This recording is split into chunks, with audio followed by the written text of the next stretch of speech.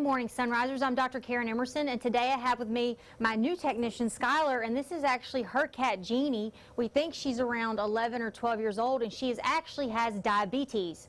Yes, cats do get diabetes, just like dogs get diabetes. Skyler, could you just tell us the clinical signs she was showing before she was diagnosed?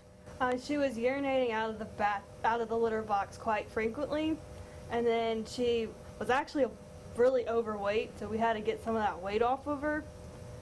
That was pretty much it. And maybe drinking a little bit more than normal? She does drink a lot of water. And a lot of the diabetic cats will present, they were originally quite large, and then all of a sudden they start losing weight. The owners do notice them urinating outside the litter box or just excessively drinking all the water in their bowl, which you know is not normal for your cat. So what Skyler did, she took her to the veterinarian. They actually did blood work, and they found out that her cat is diabetic.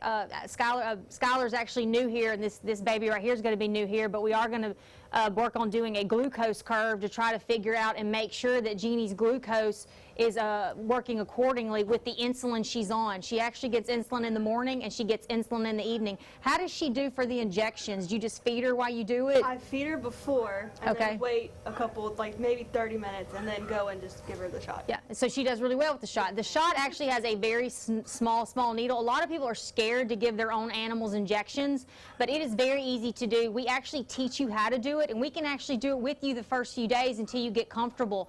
But this is so important in cats, especially if your cat is starting to become obese. That's something that definitely needs to be looked at, because just like in us as people, when we start to gain weight, our doctors start telling us, be careful, you may become diabetic. Well, that's the same thing in our dogs and cats. So we really need to watch their weight and then keep blood work updated. Keep your pets updated on blood work once a year so we can determine this before it occurs.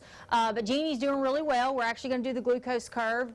And if you have a cat or a dog that you suspect may be diabetic, that's just not acting normal, urinating, drinking more, give us a call, make that appointment, and I promise your pets will thank you. I hope you have a great rest of your week. WCBI Animal Health with Dr. Emerson was brought to you by Emerson Animal Hospital in West Point.